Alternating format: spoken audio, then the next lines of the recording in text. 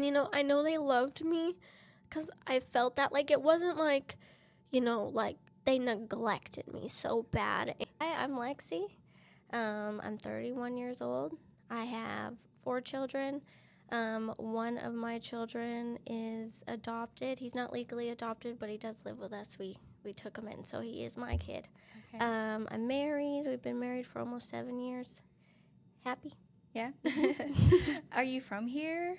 I'm not. I'm from El Paso. Okay. I'm from El Paso, Texas. I have moved around a lot in my life, but I lived there being born to 8 years old. Okay. So tell me about how it all started, or like, I guess your very first memory, and like, how did you find out that your parents were addicted to heroin and all that? So it started at a really young age. I started noticing things really young. And, it's kind of hard to say how young because that's all a blur to us sometimes when we're so little. Yeah. But I would say probably about 4 or 5 years old. That's when I started kind of gaining knowledge of, okay, this is different than other people. Yeah. And I remember, them being in the living room, and they would get it together and get it set up. So they just did it in front of me, and that's probably why I kind of just gained what was going on. Yeah. And I don't know, I don't think a lot of people are very knowledgeable of heroin. It's like the bad one, you know what I mean? And so the setup of it is kind of intense. And, it's just a lot, especially when they shoot up and stuff. And the smell of it is like crazy, but it's like ammonia, like what you clean with. Yeah. That's exactly how it smells. How it smells. Wow. And I remember, after they died, like that smell would kind of like trigger me, like it scared me. Like I was like, oh no, who's doing it? What's happening? So what age were you when your parents passed? I was 8 years old. I had just turned 8 years old. It was right before Christmas in '99. Okay. So my grandmother, my mom's mom, me and my dad had lived with her for quite a bit. So it was just me, my dad, and my grandmother. Because my mom was in prison. She had gone to prison for panhandling, drugs, paraphernalia, possession, and prostitution. You know how when we're going to Walmart, just walking down or just on the side of the road and people are asking for money? Yeah. And a lot of the times you'll see them with their kids. That's panhandling. Okay.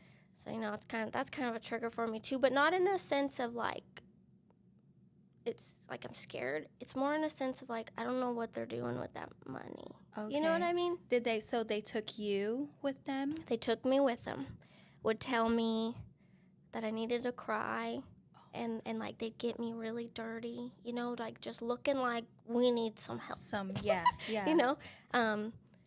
And in one of those letters, in the yellow letter, my mom explains it a little bit. She wrote that to my dad when she was in prison. This one right here? She says how guilty she felt, and she remembers me telling her, when can we go home? Like, I don't want to do this anymore. And it was interesting. Dad had lived with her mom, and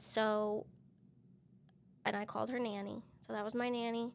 She was a really bad alcoholic, and my dad was still doing drugs and stuff. We would live with her on and off. There was one point where we lived under, like, an overpass. Yeah. Like a bridge, you see in the movies, like all the people, we lived under there for a while. We moved around. But so my mom was getting out of prison, and that night my nanny was going to go pick her up, and I was supposed to go with her.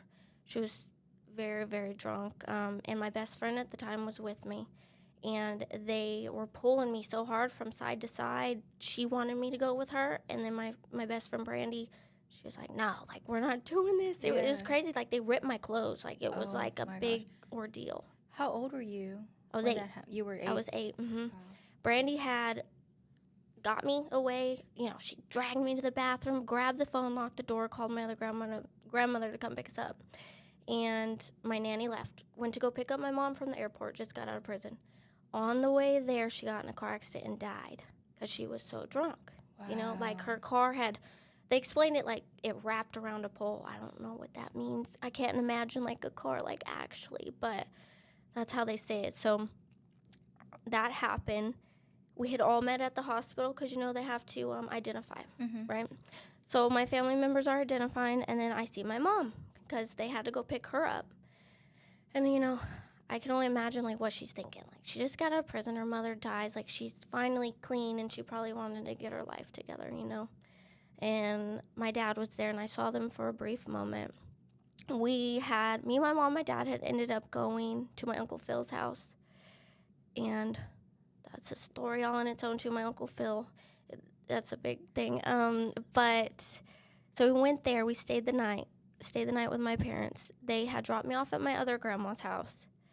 And I was there for the day. They ended up overdosing that night. Wow. And in the bathroom with all of my best friends. I hung out with a lot of older kids when I was a little girl. They kind of took care of me, you know. There were I was 8. They were ages 11 to 13. And it was a big group of kids. And so while my parents were doing this in the bathroom, they were all in the living room playing video games, you know, because there was just a lot going on. Yeah. And so they found them in there. And so that was probably traumatizing for them, you know. Yeah. So it was both your parents that overdosed after the night that your grandmother had passed. 24-hour period, pretty much. Oh my goodness. How did you feel? I felt like it felt maybe like not real, you know, like I can't say I was like sad, because I know what sadness feels now, and I didn't feel that then, and I don't know if it was because I was small. But I felt like, whoa, like what is happening? Yeah. Like, where'd everybody go, you know? And it just felt surreal. Wow. You know, it felt surreal.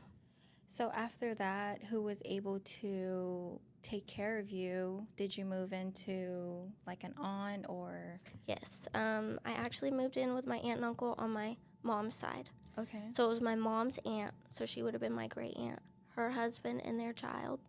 And, you know, I had visited them before, like we were close, so I knew them and stuff. And they took me in, and, I mean, the life that they gave me was a completely different life than that. Like, it was, it's hard, but, like, whole 360. Yeah. And, you know, I ended up calling them mom and dad, and it was good. Like, I got in a little bit of trouble here and there, you know, just probably from, like, trauma. Yeah. But I was never, like, you know, everybody thought I was going to be, like, a statistic kind of from your parents, right? Like, that was what people expected of me, and I think they were a little bit harder on me because of that. So I never, like, partied, and I didn't, like, do drugs, and, you know, the worst I did was, you know, I ran up the phone bill a lot. Because, you know, back then, like, long distance wasn't free. Yeah. And all my people were, you know, in other states and stuff. So, but they were great. They were great. So how long did you stay with them for? Well, I had gotten in trouble a little bit with the phone stuff, and I think that you know, being a mother now, like, I can understand, like, I was probably a little difficult, especially since what I had been through. Like, I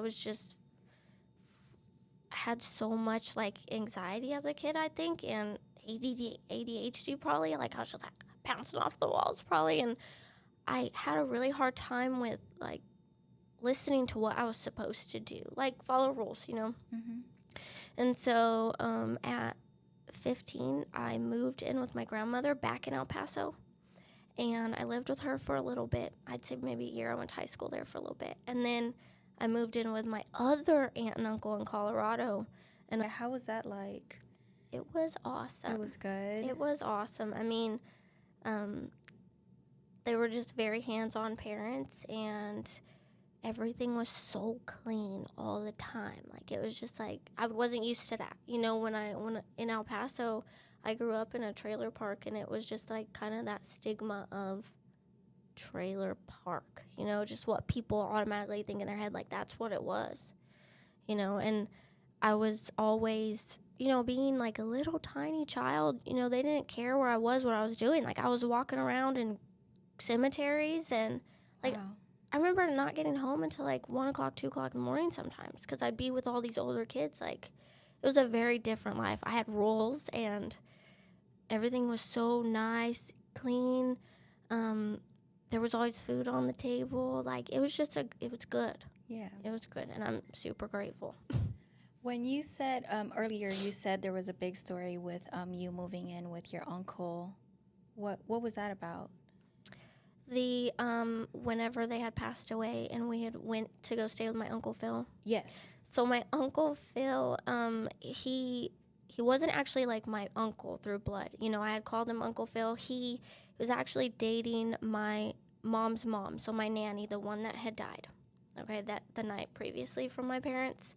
So they dated off and on, but the big thing about it was that, you know, I had found out later on that my mom was actually, you know, seeing him as well behind her mother's back. And that was kind of like, okay, like, why? You know, those kinds of things, that's not good, you know. And you know, later on I find out that it was just, I found all of these photos of my mom, like that you would see in, like, Playboy and Hustler and stuff, you know, and I come to find out that my Uncle Phil took those. And it was just weird for me because as a child, like, he was my dude. Like, I loved him so much. He was my uncle. Like, he was the greatest person. I mean, he cared about me a lot.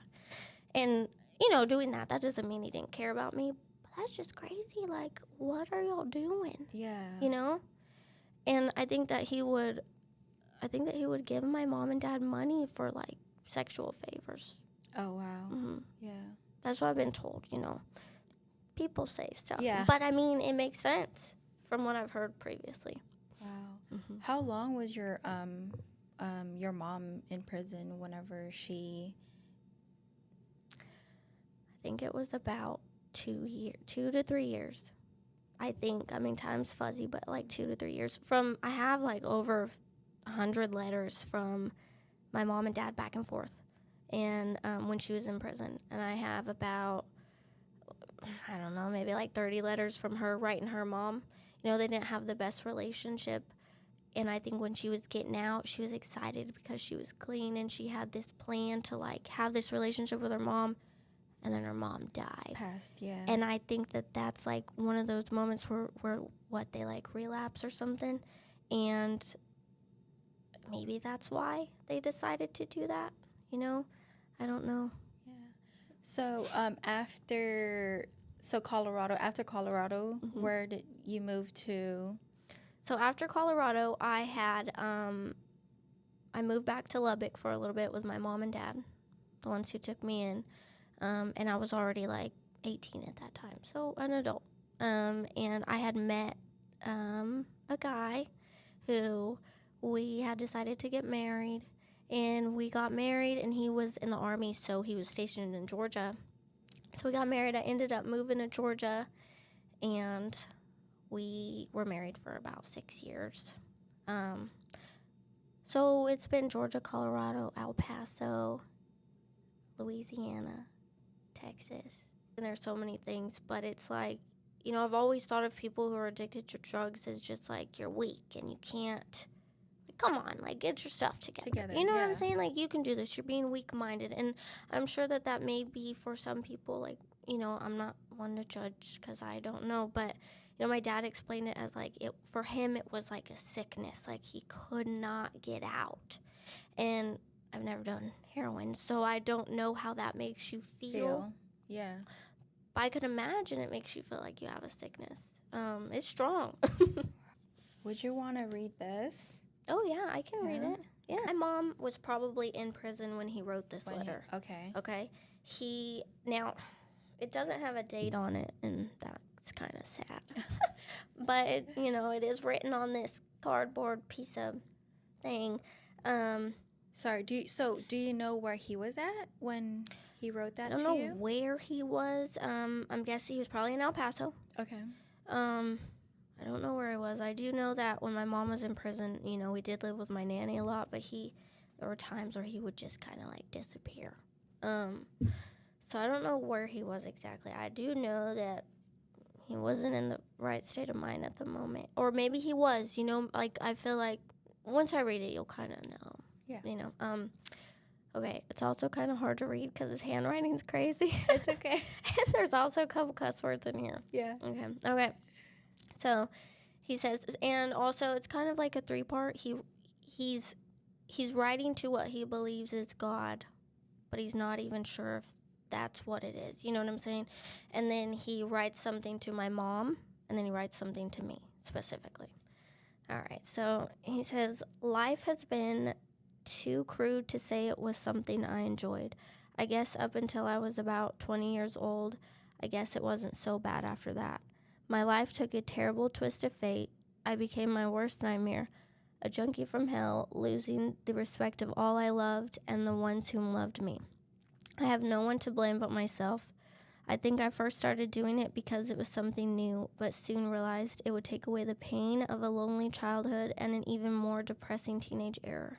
Not to mention the death of my 2 parents within a year's time. Sadly, I dragged my beloved wife, the only person that found love for me, into this chamber of horrors. I must say that I am truly sorry for this, God. Please forgive me.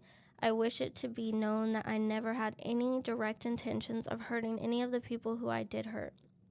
I pray that if something happens to me, that people will tell my daughter only. It's okay. I have tissue right there behind you. I'm trying not to cry because it's fine. so annoying. I cry all the time. Okay, let's see. Tell my daughter only of the good person they knew in me. See, this is kind of the part. Or does not mention my name at all. Let it be known that I always looked. Hold on a minute. Let it be known that I always loved Libra and Alexis. Libra is my mom. That's her name. I pray there is no doubting that. I am truly sorry for all the misery and heartache I have caused all the people who have tried to help me and support me through this whole ordeal. I thank you all dearly. At this point, I'm not so sure there's a heaven or hell for that matter. So what's the fucking difference, whether you're evil or not? The answer is it doesn't fucking matter one little bit. So I'm guessing that's what he had written to, either just writing it or to God or whoever he. All right, so to my mom, it says, to Libra, I say go on with your life and make yourself happy. Take care of our daughter and seek out all the good you can find in this world. I want you to know. I'm sorry. It's okay. Okay. I want you to know I always loved you and always will.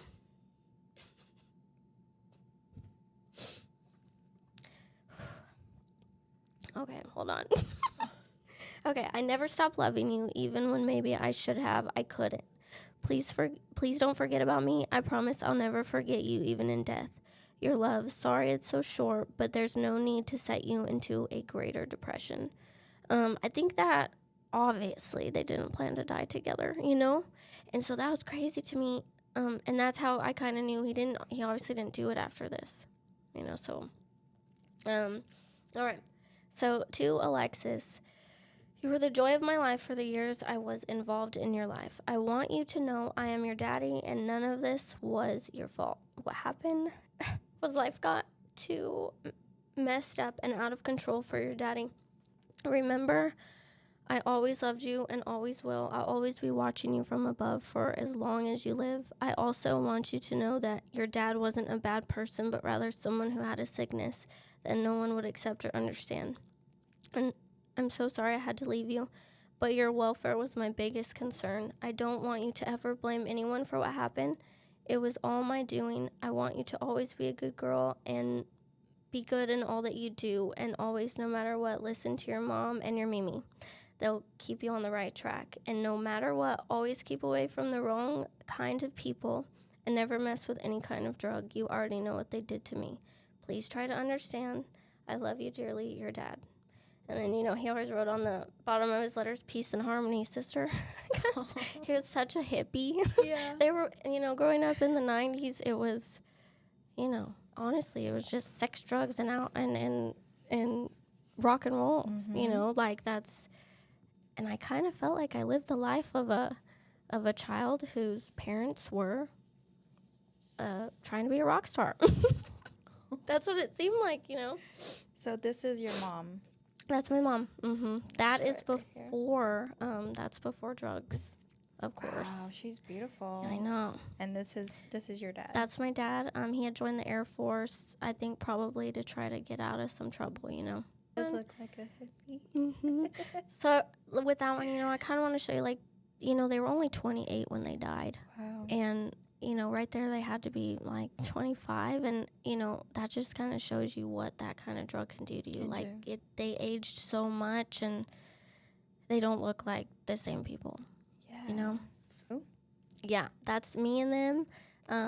Yeah, when I was a little tiny baby.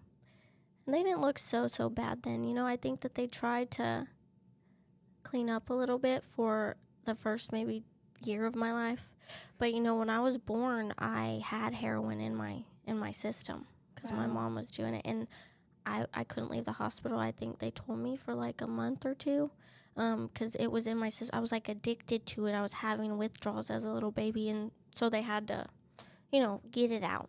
Mm-hmm. Yeah, which is crazy because, like, nowadays, I feel like I would have went to social services, right? Yeah. So they didn't take you? No. They just... Mm-mm. I know that I was told they had to go to, like, parenting classes and drug classes and stuff. There's a letter from your... So that's a letter from my mom to my dad when she was in prison. And the date on it, so that was about 12 months, so like a year. Well, we'll say 11 months before she got out. She wrote that letter. Yeah, I can read it. I can read it. All right. Like I said, there's like over 100 letters from them back and forth. But, you know, I was going through them this morning and I read this one and it kind of, it answered some questions. It's kind of, you know, because I have a lot of questions. Yeah. I want to know what the heck. Like, yeah. And, you know, this answered a little bit of stuff. So it says, Dear Matthew, I guess I need to get used to writing again. There are just so many things going every which way in my head. It gets very hard to make anything clear out of anything that I come up with. As usual, I change my outlook on life in general and my situation minute to minute. I feel like, kind of, my right side of my brain and the left side are constantly fighting each other. Do you know what I mean? I'm sure I'm not the only one that has ever felt like this. It's just worse right now and has been for 2 years. I can't understand what the fuck happened, what snapped. I feel like no one ever helped me. Everyone thinks whenever I open my mouth I'm lying, even about stuff that is not beneficial to me to lie about at all. I just can't believe that someone can look at someone and from an opinion about their mental state, like in my case, I really feel people like doctors, counselors, think that, oh, she looks fine, so she must be okay. That fucking kind of shit blows me away, especially when these people are trained psychiatrists. How did they ever get a fucking medical license or a degree? Metallica just came on. This song makes me cry and feels so sick inside. I always think...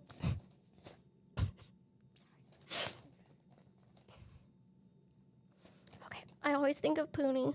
They called me Poonie. I have no idea why. It's a weird little nickname, but they call me Poonie. So I always think of Poonie. I always think of panhandling at the truck stop with her. Poor baby. How can we have done that? Do you know how selfish that is? Very, very selfish. Every time that part says, as you smoke the day's last cigarette, remembering what she said. I'm so sorry. You're good. Oh, gosh. Okay.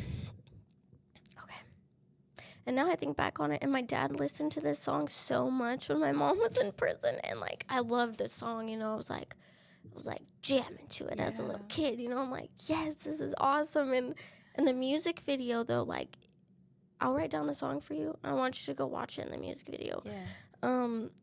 Like, I watched the music video, and I, like, resonated with it, like, wow. And then I read this, I'm like, oh, okay, that's crazy, right?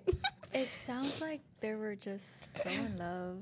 They were. Like, some of the letters, man, I can't read them because they're, like, it's cringy, gross. Like, I don't want to go there, man. And I'll just be like, putting it down. Yeah. But they were. Wow. But, you know, they call that, like, it's like trauma bond. You know, it's like they were in that trauma bond of, like, being hooked on drugs. And also having so much childhood trauma that it's like it's your ride or die. You know? Yeah. That's what it seems like for me. You want me to keep going? Yeah. Okay. Okay. Okay, and then she says, I hear Alexis begging me, Mommy, I want to go home, and me saying just 2 or 3 more people, and then we'll go, Poonie. I just hope that she forgives me and doesn't resent me when she gets older. Worse than she already does. But I think her resentment towards me is more from not being there, not dragging her around. What do you think? I feel so much guilt. It overwhelms me to no end. I just can't deal with it. I guess I don't know how. Hold on. I guess I just don't know how. Or I'm just not capable of forgiving myself for anything. Even things that I haven't done, things that have happened to me or done to me, I feel a tremendous amount of guilt for. I guess I'm very weak-minded. I always thought I was strong until I got out of SAF, which I'm not really sure what that is. I think it was like the first prison that she was in. I'm pretty sure. If that first time I used, or it could have been a rehab. Could have been a rehab. First time I used, I realized how weak I really am. I can't fucking deal with reality or life on any level. I'm fucking no good, good for nothing, cunt. That's what she writes. Except for when it comes to giving people misery. I'm damn good at that. Just like the saying, misery loves company. I have found another song I've claimed, My Own Prison by Creed. I know all my problems are self-inflicted, but I don't. God help me. I don't know how to stop. Isn't there anybody out there that can help me? I've created my own prison. I can't get out, Matt. Please help me out of this mind that has got me chained and bound in hell forever. I'm more scared about me, I mean the future of me, than I have ever been before. I don't want to be like this. I really don't. I can't get out. I want to be a good mother to Alexis. I want to be there for her whenever she needs. I want to be a good wife and companion to you, a good daughter, granddaughter, niece, and friend to everyone. But I always manage to screw things up. Something is telling me right now to pray, but I don't know exactly how to anymore. I don't feel like I'm important enough for anyone to listen to, especially the God, the ultimate being, creator of all. Sometimes it's so hard for me to swallow the whole religion thing. But I try to pray when I close my eyes at night. I've just given up on myself. The only reason I haven't killed myself is the chance that you have to do the same thing over again every time you die until you get it right. That is hell for me. I am in hell. Again, I guess I'm sick of all this damn self-pity shit. It hurts deep down inside of me, Matthew. Believe me, it hurts. It aches. I just desperately want a way out of this pain. Love always, Libra. So, and then I read this morning, and I was like, dang, like, her mental health it wasn't good at all. You know, I don't think she ever had really good mental health at all growing up. I don't think either of them did. You know, I think they came from really traumatic childhoods, and that probably led to that. Because in the 90s, I mean, heroin was a big thing. And especially in El Paso, it's like right there next to Mexico, like, and that is like that's the drug of choice there. I always asked my grandma, I was like, why couldn't they just smoke marijuana like everybody else in the world? Like, come on, it's medical, and natural, helps people, dude. And you know, my grandma was like, you know, it's crazy because your mom didn't like it. I'm like, what do you mean? Like, okay, you know, and I don't feel like. I think I'm more sad because they can't meet my kids. Yeah.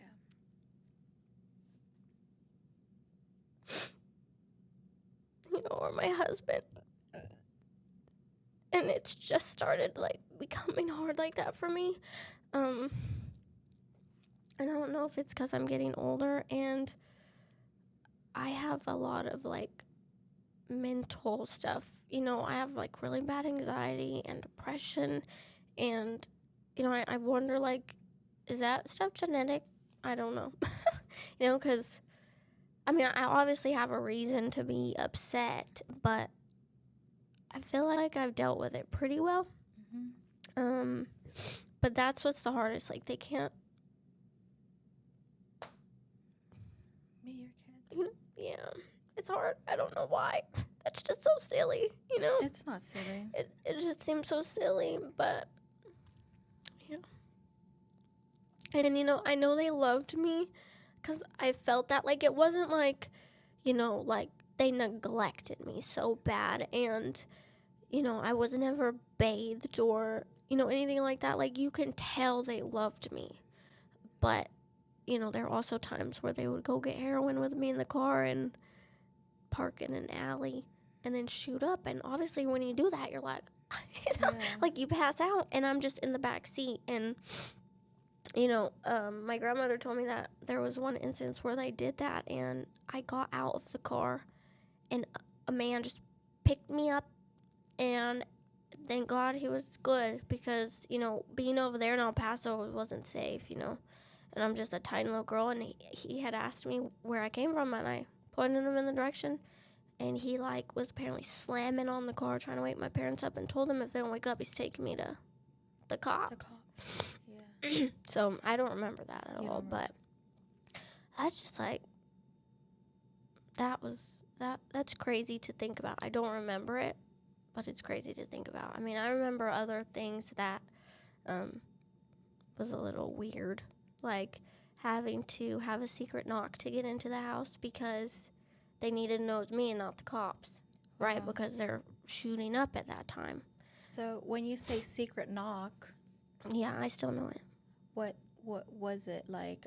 So they taught you how to... They taught me just a little knock to do on the door, instead of just regular. Yeah. No, it was like a beat, And so if I did that, they knew it was me. Like, that's weird. Who does that? Especially to a 6-year-old. Okay. Yeah. But yeah. Instead of a secret password, you gotta... Yeah. Mm-hmm. Wow. Mm-hmm. And I would just be out all the time. Nobody knew where I was. I don't know how I'm alive, to be honest with you. I'm being completely honest, because I could never imagine my children. Dude, I don't even let them go in the front yard without me, because I'm paranoid. Yeah, same. What the heck, there's no way. No way. Not even if they're with big kids. I don't.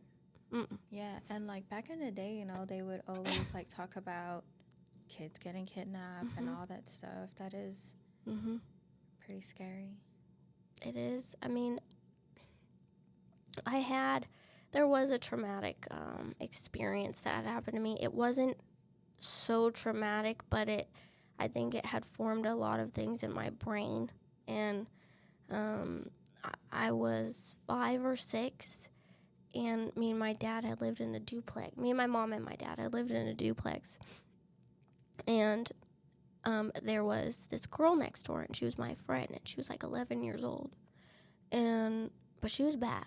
She was bad kid. You can tell. She would go smoke cigarettes in a little shed thingy and try to get me too. And I remember trying it because she told me. Yeah. And I was dying. I was dying, And but she molested me for, I don't know how long, because like I said, time's fuzzy, but it was, I thought it was a game.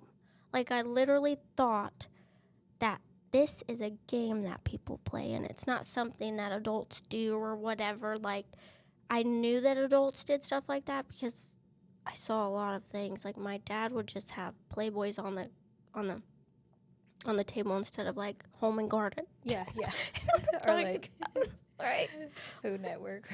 Yeah, okay, Playboy Hustler. And obviously I'm flipping through, and so I was taught a lot about sexual stuff early on, And so, but even still then, I thought it was a game, and I thought that this was fine.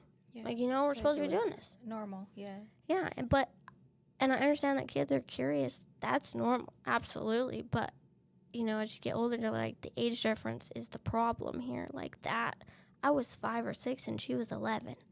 You can go be curious with somebody your own age, And, she would do stuff to me and make me do stuff to her. And I feel that just formed a lot of things in my brain. I didn't know whether I liked girls or boys for a long time, because that was the first thing that ever happened to me, Yeah. And so like I said, it wasn't that it was traumatic, because she didn't hurt me violently. And I don't want to be that.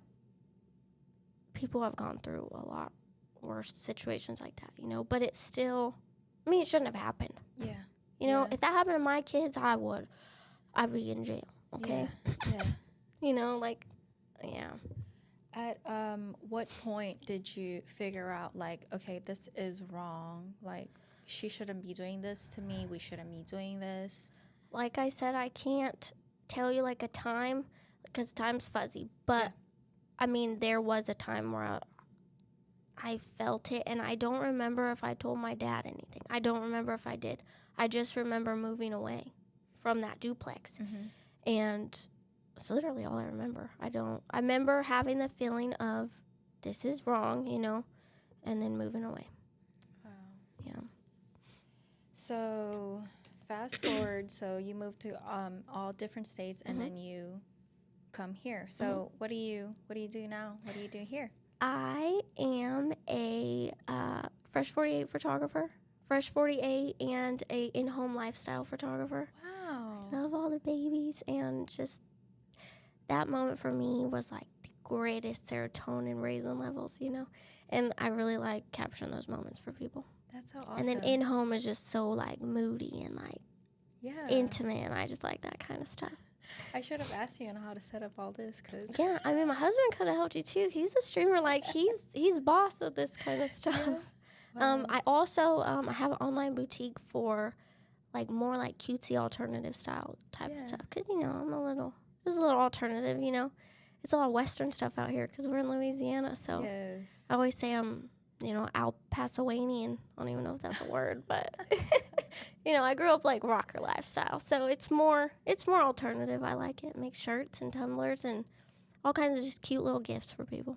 That's so awesome. You have to send me your link for your photography and your... Absolutely, yeah, I would love to. I was gonna actually, I plan on making you a cup. Oh. It was my daughter's idea. She's like, you gotta make her a cup with her logo on it and stuff. I was like, well, I want to ask her what she wants on it first, like, you know. So sweet. Yeah, so definitely. Awesome. So, do you have any message that you wanna give to people that has been through what you've been through, or even just people dealing with parents who are on drugs or family that are on drugs and all that? Absolutely. You know, it's hard to say what exactly they're going through because there could be so many outcomes, you know. But obviously, like, stay strong and true to yourself. Please just stay true to yourself, because that's, like, you don't have to give in and be that statistic. You do not, you know, and trust, I've had times where you're going to get curious on all that stuff. That's just normal, but just don't do it, you know? Yeah. Don't do it. It's not worth it, you know? Because it literally ruins lives. Yeah. And, you know, there are people who can, you know, stop, you know, and I'm like, yeah, like, freaking, you're awesome. Like, that's awesome, but there's people who can't. Yeah. You know, and you don't know if you're that person. So just don't. Exit out. Don't do it. If you need some help, you know, medical marijuana, that's what that's what the people need, okay? Stay away from everything else. But just really though, just be strong. That's awesome. Well, thank you so much. Yeah. For being here and sharing your story. I do want to take a picture of like this so I can post it on my YouTube and all of that. Is there anything else that you want to share, or? I just want to thank you for letting me be here. It was awesome. I'm happy for you. I'm proud of you. Oh, thank you. This is a really big accomplishment, you know, and you should be proud of yourself. Like it is good. But thank you for listening to me. Yes, I'm pretty sure everybody, you're gonna be touching so many people's lives. Yeah. I want to hug you right now. Yeah. Here, let me take this off. Oh. Thank you so much. It's so nice to meet you. Oh,